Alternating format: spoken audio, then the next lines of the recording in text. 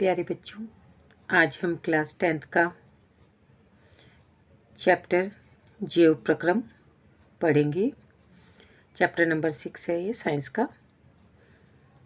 मानव श्वसन तंत्र, respiratory system. इसमें हम आपको बताएंगे मनुष्य में वायु किस प्रकार से ऑक्सीजन को लेके बॉडी में अंदर प्रवेश करती है और ब्लड में किस प्रकार से ऑक्सीजन प्रोवाइड कराती है। किस प्रकार से ऑक्सीजन अंदर प्रवेश करती है और कार्बन डाइऑक्साइड किस प्रकार से शरीर से बाहर निकलती है। ओके, ये इसका क्वेश्चन बोर्ड एग्ज़ाम में आता है।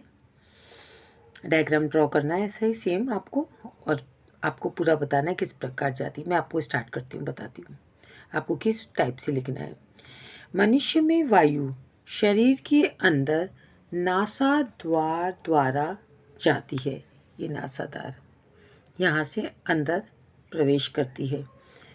नासा द्वार द्वारा नाक में जो वायु अंदर जाती है, वहाँ पे महीन छोटे छोटे से बाल होते हैं जो धूल के कण इत्यादि को वहीं पे रोक लेते हैं, और जो भी अशुद्धियाँ होती हैं उनको भी रोक लेते हैं। जो सूक्ष्म बाल होते हैं नाक में, वो धूल और अन्य अशुद्धियों को वहीं पे रोक लेते हैं। इसके अलावा नाक में श्लेष्मा की परत भी होती है। ये भी धूल के कण और जो सूक्ष्म बैक्टीरिया इत्यादि होते हैं उनको वहीं पे रोकने में मदद करते हैं। तो वायु यहाँ से नासा द्वार से प्रवेश करती है तो कुछ हद तक शुद्ध हो जाती है। इसके बाद में कंठ में, यहाँ पे कंठ में आती है।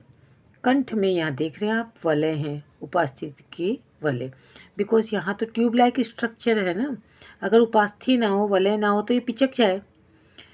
तो नासा द्वार से प्रवेश करती है और फिर इसके बाद कंठ में वायु प्रवेश कर जाती है।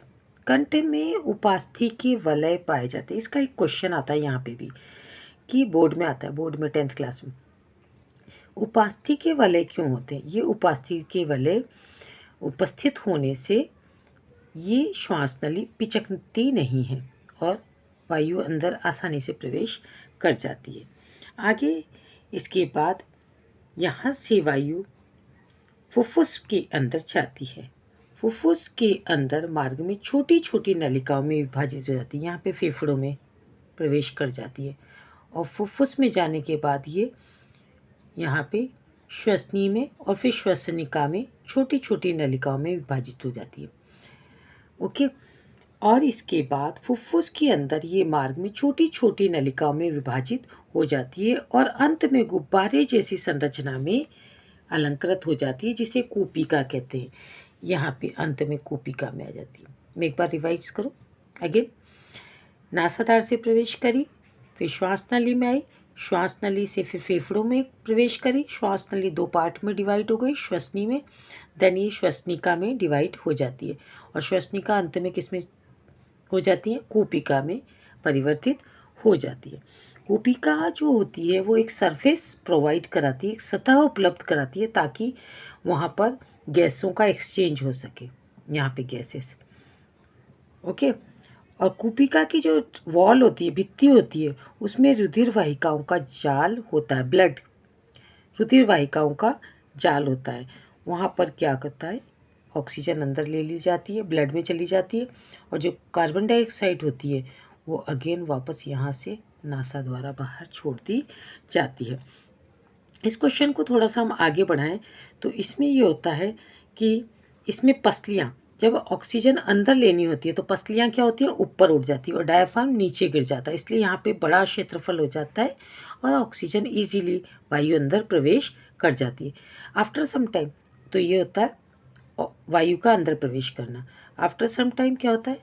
ये पसलियाँ नीचे गिर जाती हैं और डायफ्राम ऊपर उठ जाता है, जिससे वायु बाहर त्याग दी जाती है। अंतःश्वसन, उच्च श्वसन इस प्रकार होता है, वायु का अंदर प्रवेश करना और बाहर जाना। ओके, आई होप आपको श्वसन तंत्र का पूरा समझ में आ गया।